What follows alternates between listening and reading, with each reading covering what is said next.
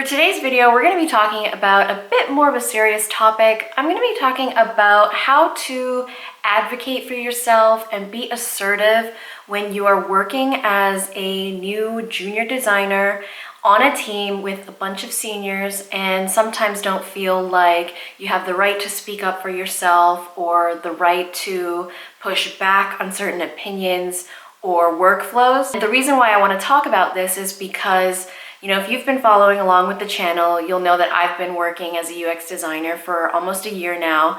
And just as my 1-year anniversary was coming around, I had my first truly negative experience as a product designer. I had a very stressful 4 to 6 weeks because there was a lot of miscommunication on my team and a lot of misunderstandings on the expectations of what my role was at the time and the role of others.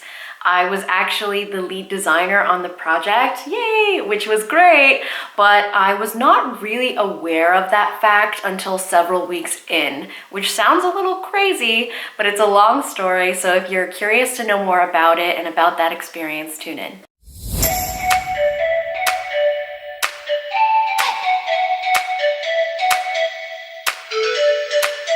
Hi everybody, welcome back. As you know, my name's Karen and I am a UX designer who has been working full-time in the field for about a year. I came from a completely unrelated background and I like to create YouTube videos to help others with a similar background transition into UX design. So today in this video, I'm going to be talking about the most stressful 6 weeks that I have had in my career thus far. So back in October or November of 2022, I started a new project and I was a part of like a duo team. So it was me and another designer and they were a senior designer. And so I made the mistake of assuming that because they were the senior and at the time I was a junior or associate product designer, that they were leading the project and that I was supporting. When in reality, I was actually the lead designer and they were the support. Now you can imagine how stressful that experience could be, not recognizing that that was what my role was. So what ended up happening was for a couple of weeks, I was doing a lot of work and doing, what I was supposed to, but was feeling resentful and stressed out because I didn't realize that I was supposed to be doing all of this, what I thought was extra work, when really it was just what I was supposed to do.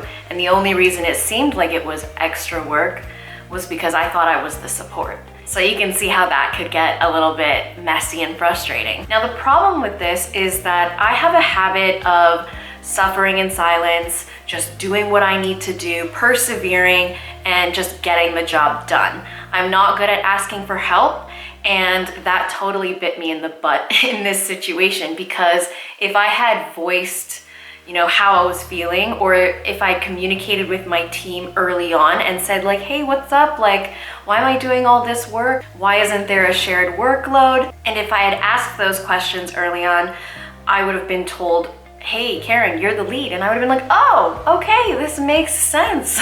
And because I was a junior or associate product designer at the time, I didn't want to say anything because I didn't want to seem like I couldn't handle it or that it was too much for me, because the truth is it wasn't. I just was frustrated with the situation. And at the end of the project, I actually asked to have a retrospective meeting, which is when everyone on the team meets after a project has concluded and you discuss kind of what things went well, what things went poorly, suggestions for how to make things better, that kind of thing. Luckily for me, I work for a company that cares a lot about their employees and their experience when they are working on a project. So not only were my concerns heard, but there were actions taken for future projects to prevent things like this happening ever again. So my advice to you, if you experience anything similar, is to try to find a way to speak up very early on, and you can suggest it in a way that's very productive by asking for a mid-project check-in and just say that you want to discuss